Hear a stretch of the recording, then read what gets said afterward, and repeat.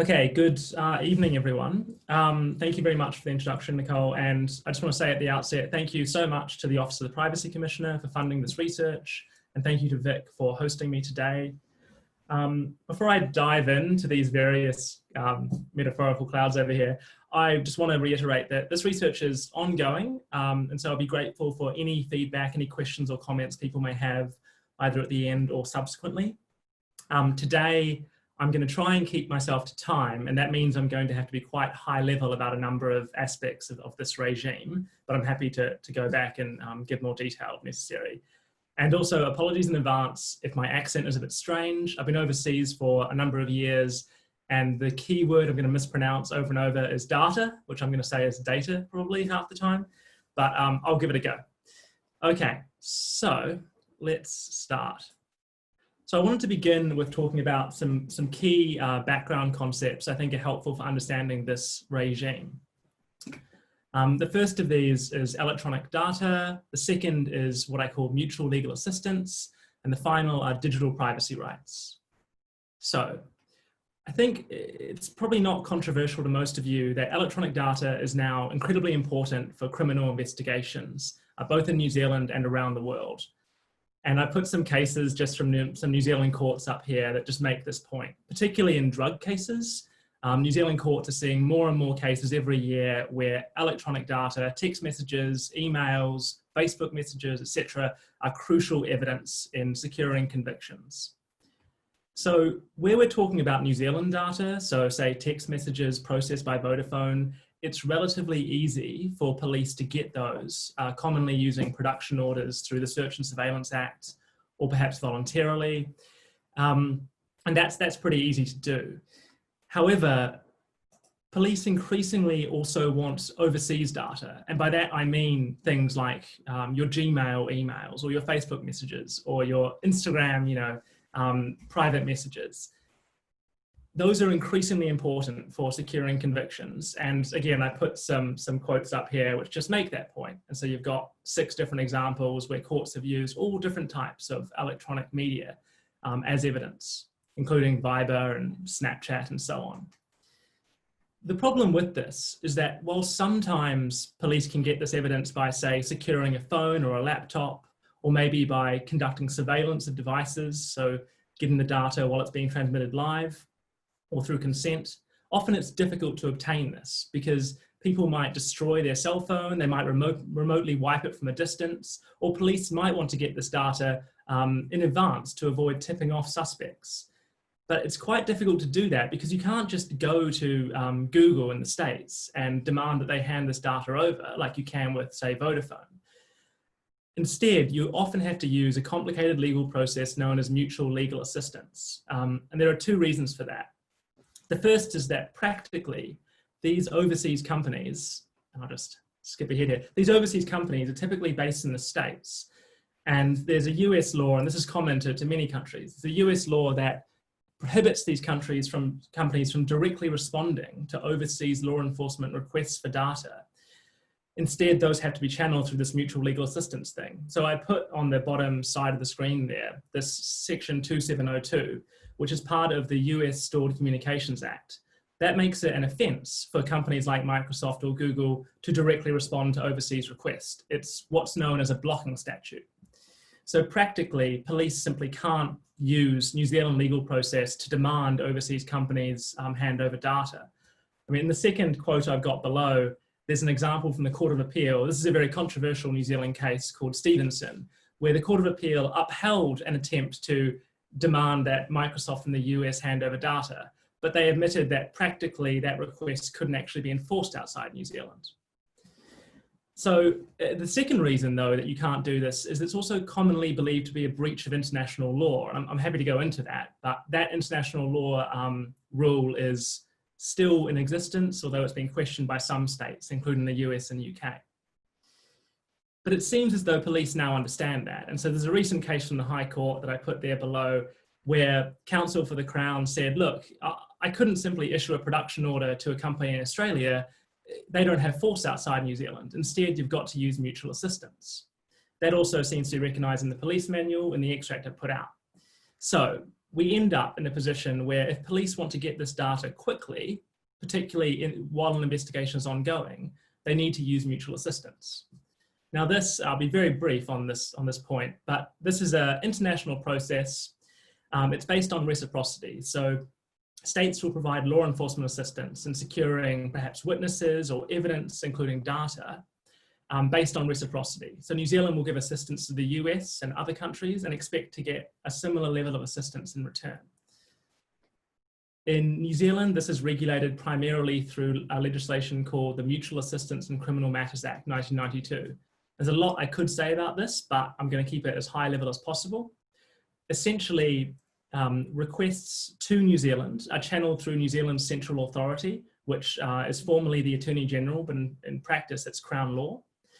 And similarly, when New Zealand wants to make requests to foreign countries, they also go through Crown Law to the Foreign Central Authority, which in the US is also the US Attorney General, but in practice it's a small team within Department of Justice. Now, when a request comes to New Zealand from, say, the US, it'll be received by the Central Authority, reviewed to make sure it complies with New Zealand law, and then it will be executed under New Zealand law. And you're probably all familiar with the 2014 .com case, where mutual assistance was the whole focus of this case. And what happens there is New Zealand will execute these requests under New Zealand law, and that's very important. It's not like the US is expanding its own laws overseas when it uses mutual assistance. Instead, it asks New Zealand to use its own laws, and New Zealand will only do so if that complies with New Zealand rights and values. And the Law Commission has said that in this way, the Central Authority and New Zealand's law and its courts act as gatekeepers of our rights. And that's just set out in the Law Commission report I've been referring to. The problem with using mutual assistance for data, however, is so widely known. It's referred to as the MLAT problem after mutual assistance treaties. And in a nutshell, this is that the mutual assistance process can take months or years, during which time investigations can go cold. But data is often needed very, very quickly, particularly in counterterrorism cases and similar urgent matters. And there's been various government reviews, and I put an extract from a US one there, which refer to mutual assistance as slow and cumbersome for obtaining overseas data. And states have increasingly resorted to alternatives, and they're trying to find new solutions. And just last month, in a government consultation in New Zealand on what's called the Budapest Convention, which I'll come to later, New Zealand made exactly the same point, saying, look, mutual assistance is often slow and cumbersome.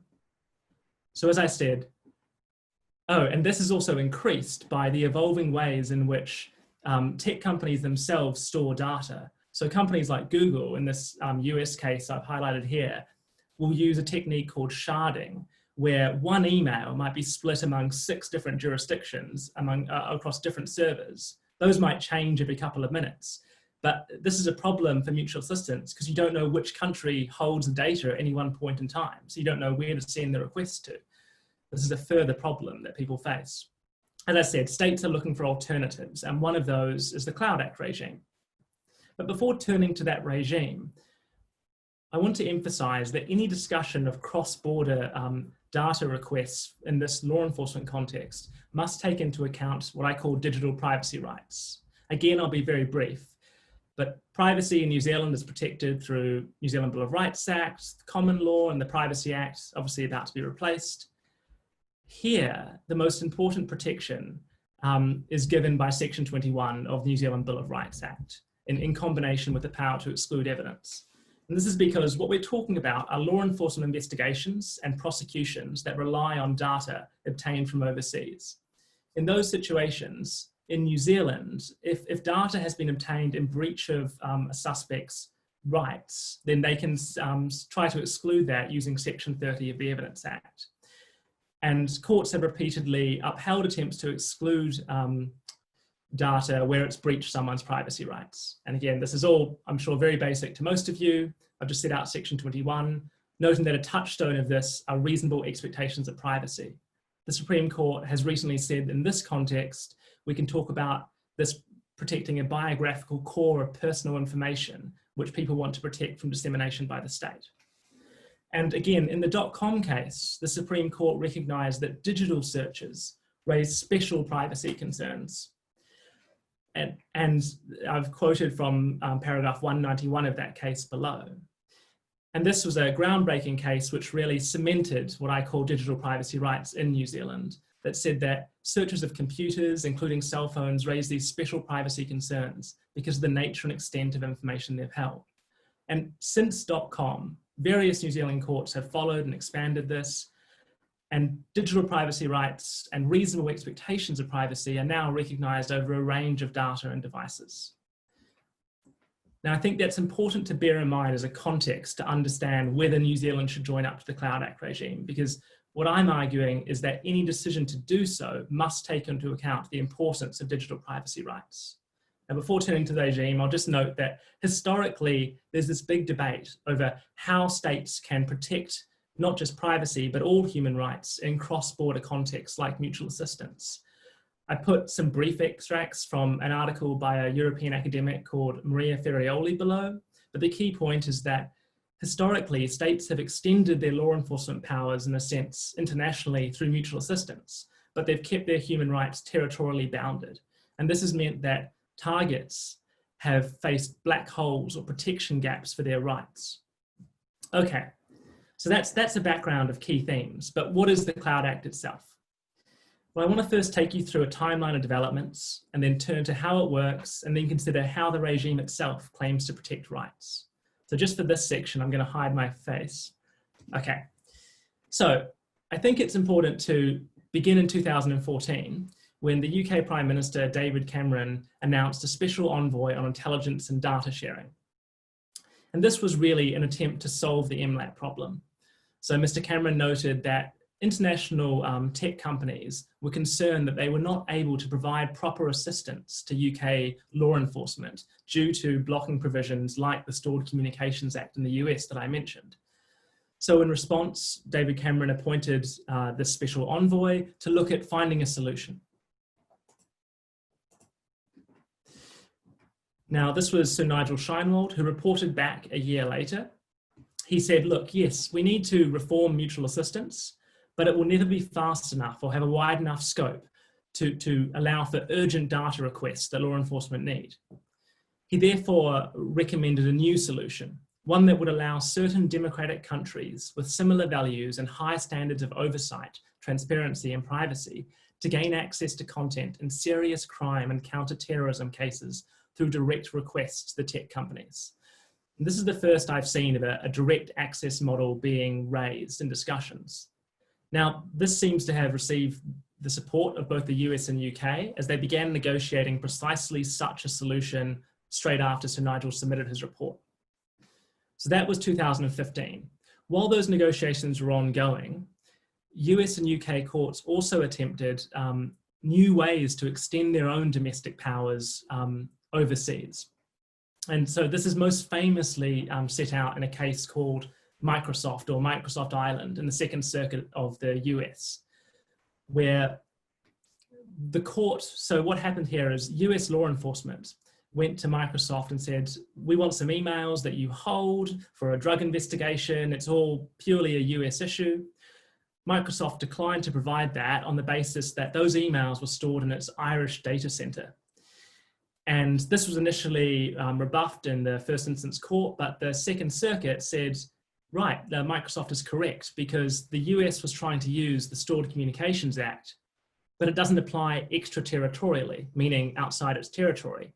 But to request data stored in Ireland would be an extraterritorial use of that legislation, which is all about protecting privacy, the court said. So on that basis, they declined the government's request for the data. This was incredibly controversial in the US. It departed from various other first instance cases at the time. Various appeals were filed and eventually went to the Supreme Court.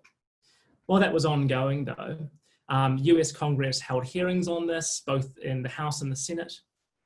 During those hearings, senior US law enforcement official noted the problems that Microsoft had caused them. It emphasized that the US and UK were trying to seek a solution.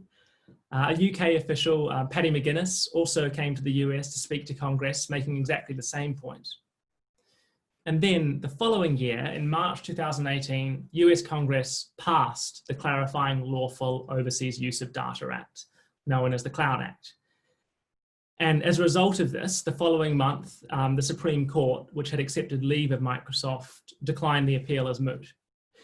Now, what's really important to understand is that the Cloud Act did two main things. The first is it introduced this new section 2713 into the US Code. Now, this is why the Supreme Court dismissed Microsoft, because this section said that any US company, so any company already subject to US jurisdiction, needed to hand over data stored anywhere in the world in response to a Stored Communications Act request. So that's what people often talk about when they talk about the Cloud Act, this attempt by the US to unilaterally extend their laws overseas in this way to access data anywhere in the world. But what I'm focusing on, and what I call the Cloud Act regime, is the second thing it did. And this is, it introduced section 2523 into the code, which allows the US government to enter into bilateral international treaties with foreign governments to allow each government to directly enforce their own court orders to get data against tech companies in the other jurisdiction. So under this agreement, the UK can now enforce its own UK court orders against Microsoft for data Microsoft holds in the US without going through the mutual assistance process. That's the Cloud Act regime. Now, at the same time those US developments were occurring, a similar evolution was occurring in the UK. I'll just be very brief, but there was a High Court case in September 2018 called KBR, which reached the opposite conclusion of Microsoft, upholding attempts by the Serious Fraud Office to extend their domestic information gathering powers against foreign companies overseas, so long as those had a sufficient connection to the UK. Interestingly, the High Court there expressly considered and rejected Microsoft. That decision was followed and affirmed a few months later in the Court of Appeal. And then in March 2019, to ensure that it could sign up to the Cloud Act regime, the UK Parliament enacted what's known as COPOA, or the Crime Overseas Production Orders Act. Then in October, the US-UK Cloud Act agreement, which is the first of this nature in the world, was signed. The same day, the US announced it was entering into similar negotiations with Australia and broader data sharing negotiations with the EU. And that's where we're at. As of today, the Cloud Act agreement between the US and UK is still not in force. It could have come into force in July 2020, but for some reason it hasn't. It could come into force any day. The UK Supreme Court has also accepted leave of KBR, but hasn't yet determined it. It's due to hear it in October. Okay, so I'll turn my face back on. So that's a timeline of it, but how does it actually work? So there are two aspects, and I've already taken you through them. One is that it extended the US's own domestic law enforcement powers to cover data overseas. The second is, and what I'm focusing on, it allows for the Cloud Act regime. It allows for these executive agreements with foreign states. These are bilateral agreements. Under the US-UK agreement, each state can enforce preservation, intercept, and disclosure orders against service providers for electronic communications in the foreign state. And it's important to note this is not just stored data, but it's also live communications. So the UK can now demand that US companies intercept data for their law enforcement purposes. This is still reciprocal, like mutual assistance, but what's key here is requests are now executed under the law of the requesting state. The state that holds the data is no longer normally involved in the process at all.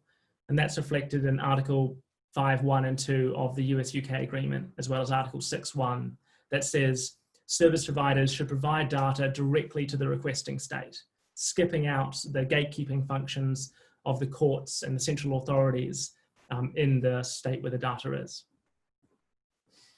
Now, the fundamental aim of this regime is to speed up data gathering to solve the MLAT problem while also protecting rights. So when announcing their agreement late last year, the US and UK said exactly this, saying mutual assistance can take up to 2 years, but this agreement will reduce this time period considerably while protecting privacy and enhancing civil liberties.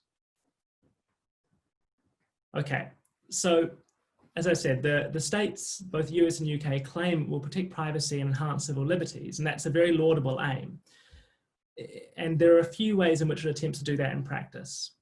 One is that it has certain threshold requirements. So before states can sign up to an agreement with the US, they need to convince the US that they have protections for human rights in their domestic laws and just various rule of law conditions. And the operation of the agreement is subject to regular review every couple of years. So this is just part of the Cloud Act that sets that out. And please don't feel the need to follow these extracts. They're really just for my benefit as much as anything else.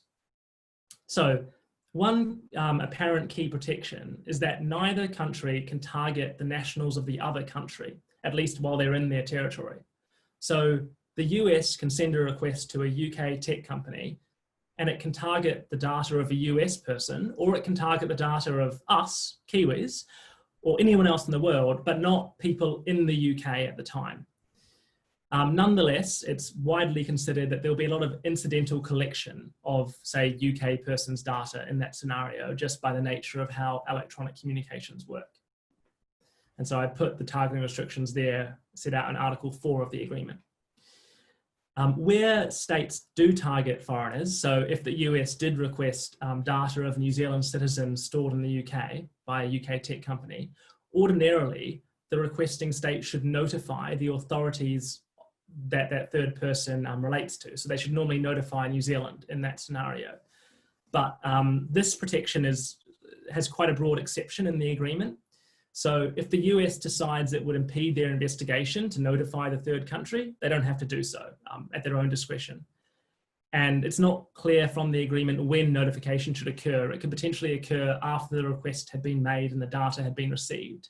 And there's no clear ability for a state like New Zealand to dispute a data request like that.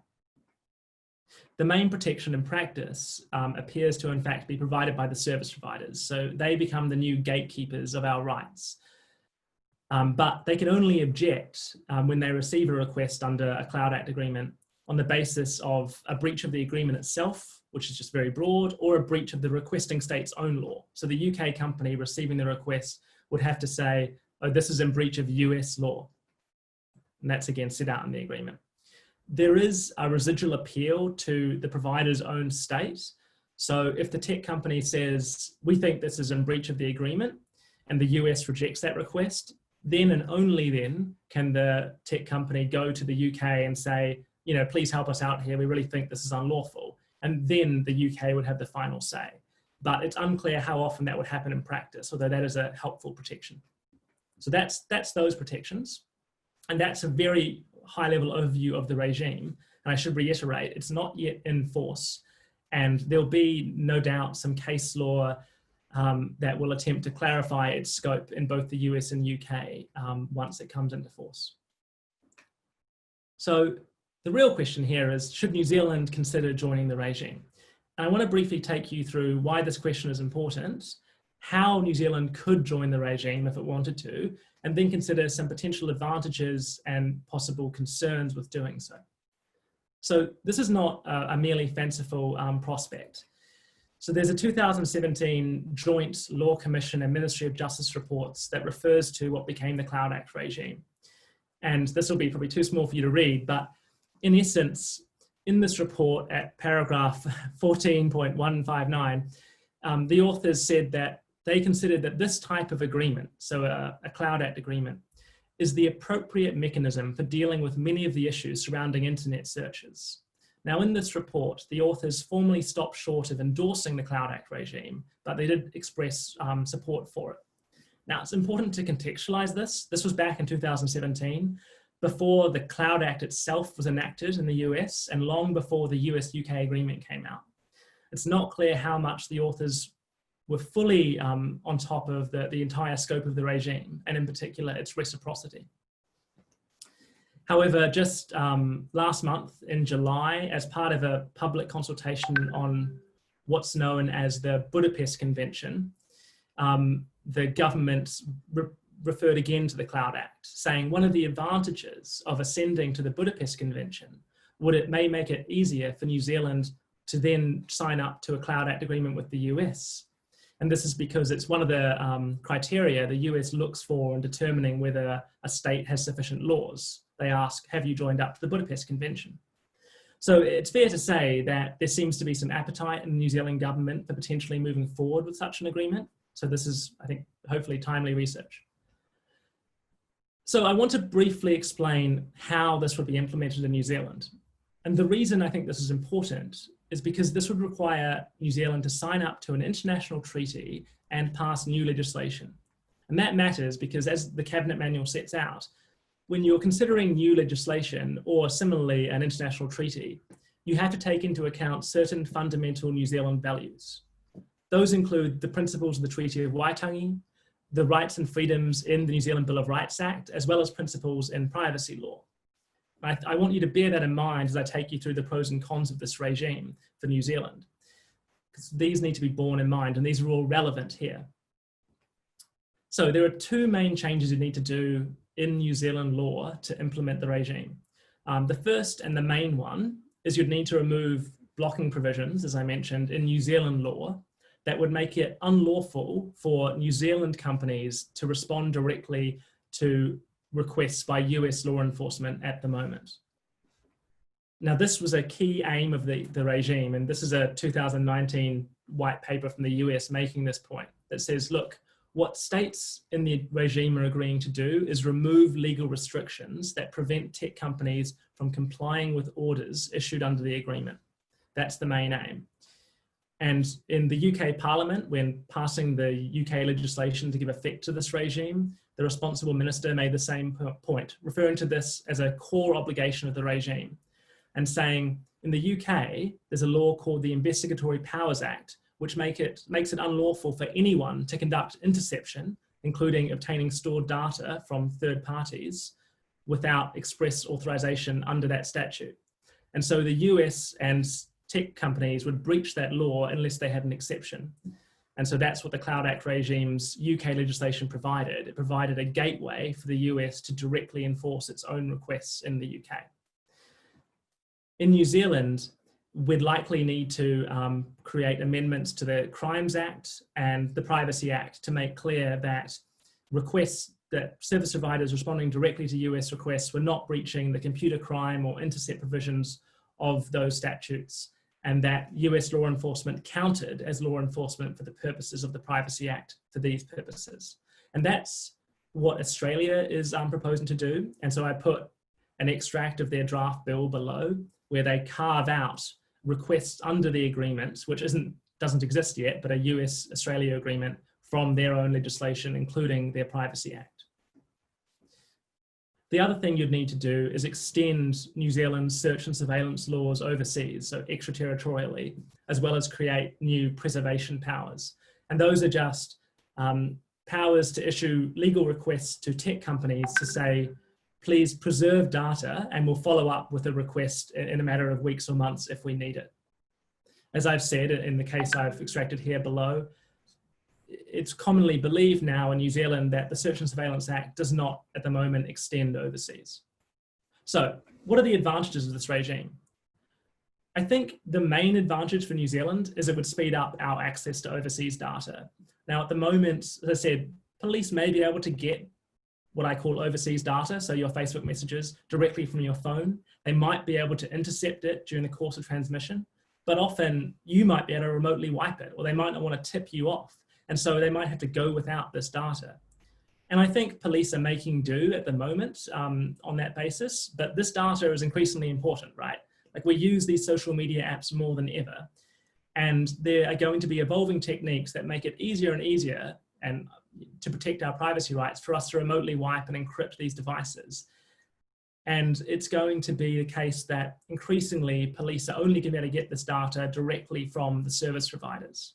But under current law, that requires police to use mutual assistance.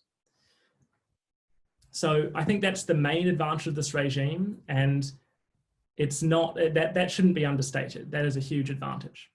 Two other advantages, which I'll be very brief on, also might apply. One is that the protections for targets of New Zealand investigations are likely to increase when New Zealand makes requests under the Cloud Act regime versus making requests under mutual assistance. And that's simply because under mutual assistance, when a request is executed in the US, it's executed under US law, which, as I'll explain, doesn't provide much protection for non-US privacy rights. But when New Zealand makes that request under the Cloud Act regime, all of New Zealand's acts will be covered by the Bill of Rights, including Section 21. And as a result of a 2018 Court of Appeal case, it appears to now be accepted that the Bill of Rights will apply to all of New Zealand's acts overseas.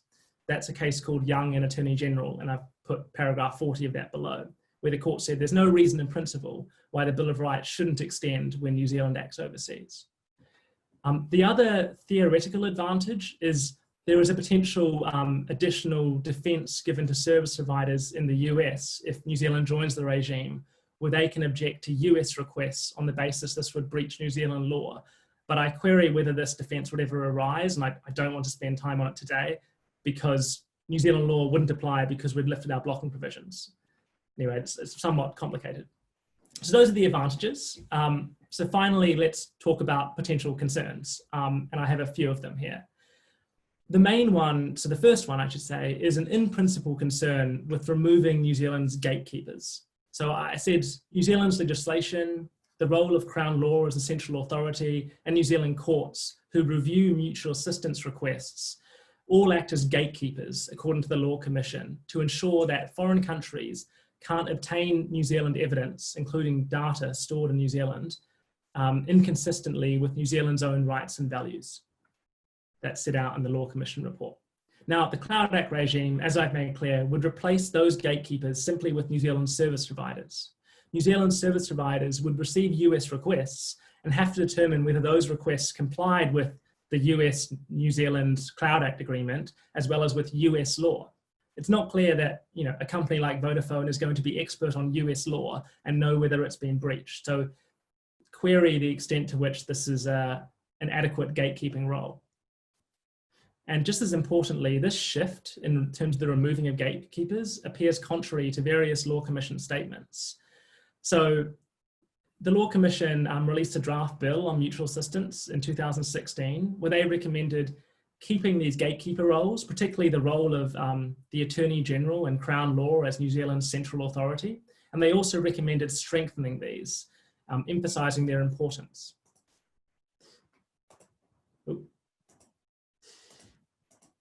And in other parts of the Law Commission's review, they discussed the possibility of states having direct access powers to New Zealand data, and they rejected those repeatedly. So in one extract below, they talked about allowing foreign states warrantless intercept powers, and they said, no, this would sidestep the Attorney General's gatekeeping function, and that wouldn't be appropriate. And they also referred to an international proposal to allow direct access merely to subscriber data, which is your name and identifying information, so not the contents of communications.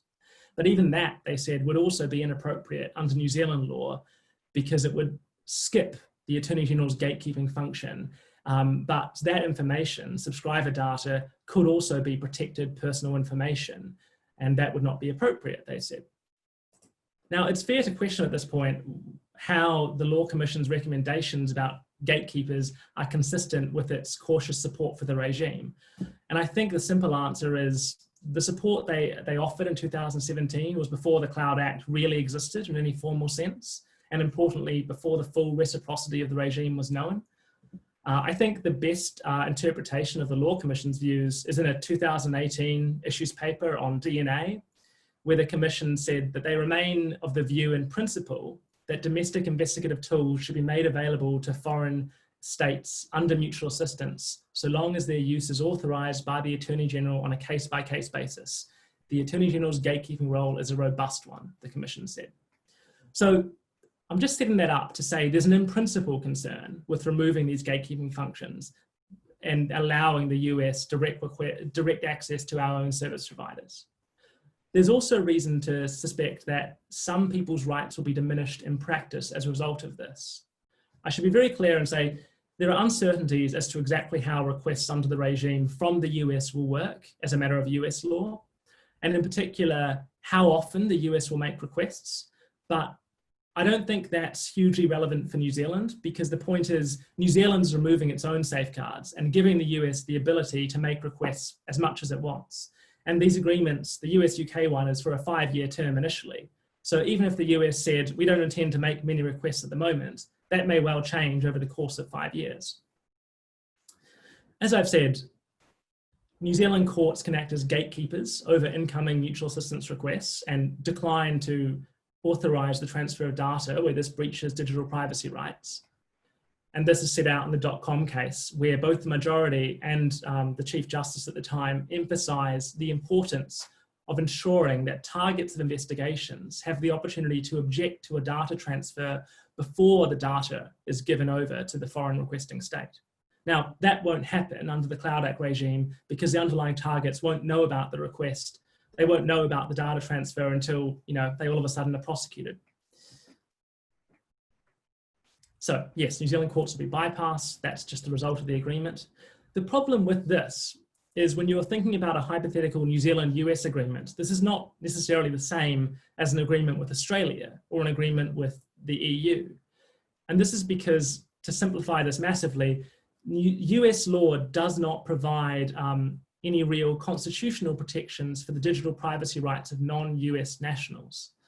This is an evolving area, but since a 1990 US Supreme Court case called Verdugo-Urquidez, it's been commonly accepted in the US that foreigners don't receive Fourth Amendment rights, which are like Section 21 of NZ Bora, until they've gone to the US and developed substantial voluntary connections. So in Verdugo, where the US law enforcement took someone from Mexico and then prosecuted him in the States, and then while he was there, searched his home in Mexico, that search didn't need to comply with the Fourth Amendment because the person didn't have substantial connections with the US at the time of the search. Now that case has been followed by various courts in this particular context, saying that foreigners who are prosecuted can't object to evidence being used against them in breach of their privacy rights because they don't have privacy rights at the time their data was seized. So in this quote below, the court is saying, as a foreign national living in Latvia with no significant connections to the US, the Fourth Amendment is not available to this defendant. And that matters because this leaves the courts free to use evidence that may have been obtained significantly in breach of privacy rights. So that applies both to any third country nationals who have data in New Zealand, as well as New Zealanders whose data is incidentally collected through a Cloud Act regime request and then used by the US. And the status of this Verdugo-Urquidez case, as I've said, is evolving, but just in June 2020, Justice Kavanaugh in the Supreme Court reiterated and expanded this idea, saying foreign citizens living outside the US have no constitutional rights whatsoever, which is an expansion. Okay, so we can see there's an in-principle concern with removing gatekeepers. There are some diminished rights in practice. I would say that is potentially concerning itself, but it also raises a further prospect for New Zealand and New Zealand service providers, as it potentially exposes them to liability under the New Zealand Bill of Rights Act. So the idea here is that as a matter of international human rights law, where one country allows another country to act within its territory, that first country can be liable for any breaches of human rights that the second country does as a result. This is set out in a 2013 European Court of Human Rights case called Al-Masri, where the Grand Chamber said that countries like Poland, who allowed the CIA to operate black sites in their territory, were directly responsible for the torture and other human rights abuses the CIA committed because they were done with Poland's acquiescence or connivance. Now, Professor Butler and Andrew Butler have suggested that this Al-Masri authority may be applicable in New Zealand under NZ Bora. I think for similar reasons, it's also arguable that New Zealand's own service providers may be liable as agents if they provide data in response to US requests under the Cloud Act regime that breach rights. This is because there's a series of Court of Appeal cases making the point that where service providers provide data to law enforcement requests, they're not doing so merely as voluntary citizens, but they're acting under compulsion as potentially agents of law enforcement. So there's a case called Aaron Cox and a case called Aaron Griffiths, both from the Court of Appeal. Okay, the final main issue around digital privacy rights that I want to touch on is Maori law issues. And so I want to say at the outset that I'm fully aware of the dangers of applying Western legal concepts to Maori law. But with that in mind, various New Zealand academics, including Kylie Quince, have argued that we can talk meaningfully about a Maori idea of privacy, under which it functions as both an individual and a collective good. Other academics have argued that personal data of Maori should be considered taonga, protected by the Treaty of Waitangi. There's also something called the Maori Data Sovereignty Network, which seeks the power to determine who has access to Indigenous data. Now, that's not just a New Zealand phenomenon, but it's recognised overseas. The UN Special Rapporteur on Privacy supports this concept and has talked about Indigenous data sovereignty. Actually, just last week in an article on the Spin-Off, there were some authors talking about this exact issue in relation to the Cloud Act. So it's a real concern. And I think stepping back, the issue is allowing the US direct requests to New Zealand service providers may be inconsistent with New Zealand's obligations to protect Maori data, which could well be caught up in such requests, particularly for some Maori who are not even New Zealand nationals, but were born, say, in Australia. More broadly, it's also arguable, as the Waitangi Tribunal has noted, that the entire electromagnetic spectrum of New Zealand is taonga, protected by the treaty. So I put the extract of the Waitangi Tribunal's report below, but I should say the New Zealand government has never accepted that view of the spectrum. They say that, and this is a recent cabinet paper, Māori have significant interest in the spectrum, but they go short of accepting that it's taonga. But I would say regardless, there's an acknowledgement of significant Māori interests in this area. And ultimately, as the Waitangi Tribunal has noted in a separate report, it is for Māori to determine what their interests are and how these should be protected in these scenarios. But given that the Cloud Act regime would require New Zealand to sign up to a new international treaty, it seems that it would be, at minimum, appropriate for extensive consultation to occur with Māori before the Crown attempts to move forward with that, based on Waitangi Tribunal guidance. Okay, so those are the potential concerns at a very high level. Just briefly want to touch on some other policy considerations before concluding. I guess the main one is New Zealand prides itself on its EU GDPR adequacy status. That appears to be at risk if we sign up to the Cloud Act regime at this time. So there's a recent report from the European Data Protection Board making this point about the UK, saying, look, when the UK leaves following Brexit, we need to look seriously at the US-UK Cloud Act agreement, and we're concerned about how this will affect the UK's adequacy status given the lack of safeguards over US requests. And that was just from June this year. More broadly, going the Cloud Act route seems to be a bilateral sort of solution to what is a multifaceted, complex international issue. New Zealand historically likes to use multilateralism in its foreign policy. And so something like the Budapest Convention, which I'll discuss briefly in a minute, may be a more preferable route at least at this stage. Finally, there have been talks about New Zealand being a data haven. And this is a brief opinion piece from the NPR a few years ago. This is at risk if we allow direct access to the US at this time, because we can't provide the privacy benefits that people wanting data havens would expect from New Zealand. So those are potential concerns. I just want to reiterate, there is a huge potential advantage, which is going to increase in importance over time, and that is speeding up New Zealand's access to this data, but it must be weighed against the important digital privacy and other fundamental considerations under New Zealand law. So I'd just like to leave you with 3 thoughts. One, I think New Zealand should proceed with caution here. I don't think we should rush ahead with this regime. I think we need to have a full analysis, taking into account the issues I've raised. Secondly, we should closely watch the Australian negotiations. So they've introduced a draft bill and they've been negotiating with the US since October. That draft bill has already been extensively criticised on grounds similar to what I've set out today. So the Joint Committee on Human Rights in the Australian Parliament made similar points, and I put an extract from their report below there. Finally, I've mentioned the Budapest Convention a few times. This is an international convention on cybercrime. The government is currently consulting. I encourage you to read the consultation documents and submit a response by mid-September. This, as I've said, is a multilateral approach. It seems to be preferable at this stage for New Zealand. It does also include a proposal for a direct access mechanism, but that mechanism is much more narrow. It would apply to much less data, and it would also come with greater safeguards, including potential veto rights for states receiving incoming requests. So those are all the points I wanted to make. I'm happy to take any questions now. Thank you.